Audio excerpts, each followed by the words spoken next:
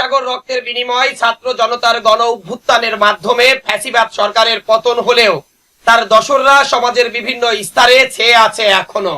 সেই কারণে এখন পর্যন্ত ফ্যাসিবাদের পতনের সুফল পাচ্ছে না সাধারণ মানুষ।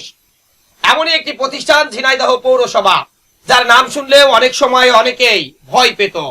গত 15 বছর ধরে সেখানে ঝিনাইদহ জেলা আওয়ামী লীগের সাধারণ সম্পাদক ও একবার মেয়র হয়েই প্রায় 10-11 বছর কাটিয়ে দেওয়া সাইদুল করিম মিন্টুর যোগসাজে কিছু পৌর কর্মকর্তা কর্মচারী পৌরসভাকে বানিয়েছিলেন তাদের বাপদাদার সম্পত্তি। পৌরসভার সেই সরকারি সম্পত্তিগুলো ভোগ করে রাতারাতি কোটিপতি বনে গেছেন তারা। চেক জালিয়াতির ঘটনায় মামলাও হয়েছেন কয়েকজনের নামে। সেই মামলার আসামি সাবেক মেয়র সাইদুল করিম মিন্টু, একই সাথে 2 জন সাময়িক বরখাস্ত হওয়া পৌরসভার কর্মকর্তা।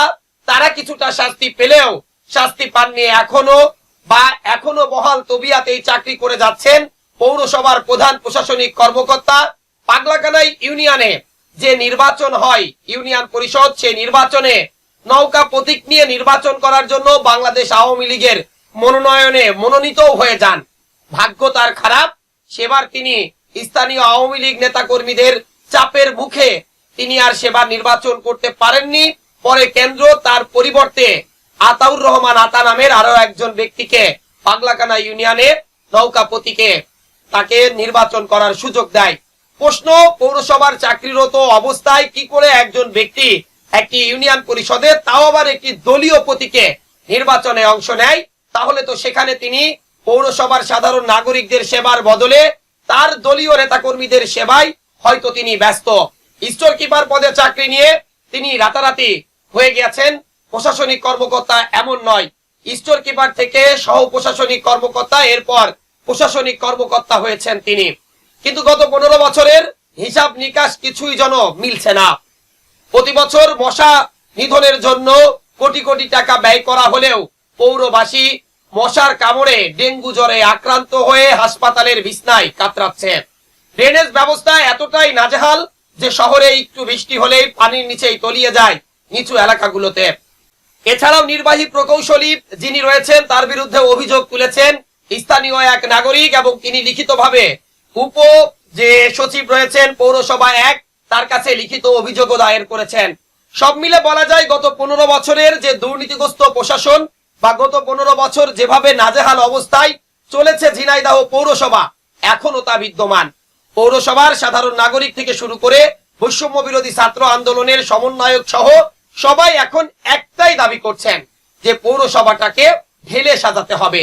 তারা যাতে আর আগের মতো জমি মাপার জন্য সরকারি ফির বাইরে অতিরিক্ত 3000 টাকা তাদেরকে যাতে আর প্রয়োগ করতে না হয়। আমরা অনেক সময় অনেক কল রেকর্ডিং দেখেছি, অনেক ইতিহাস শুনেছি।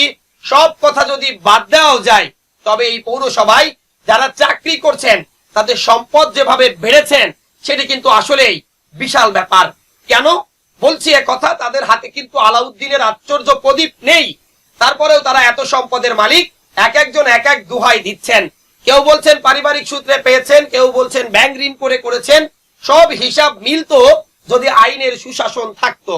কারণ পৌরসভায় কোন বছর কত টাকা খরচ হয়েছে তা কার কাছে গেলে পাবে সাধারণ নাগরিক, বা কোন প্রকল্পে কত টাকা ব্যয় করা হয়েছে, কোন লাইটটা কত টাকায় ক্রয় করা হয়েছে, তা যদি পৌরবাসীর কাছে উপস্থাপন করা হয় তাহলে কিন্তু পৌরবাসীর সব ধূম্রজাল কেটে যাবে। তারা বুঝতে পারবে যে তাদের এই প্রকল্পে এত টাকা বাজেট ছিল, এত টাকা ব্যয় করা হয়েছে, এত টাকা ঘাটতি ছিল, অথবা এত টাকা লুটপাট হয়েছে।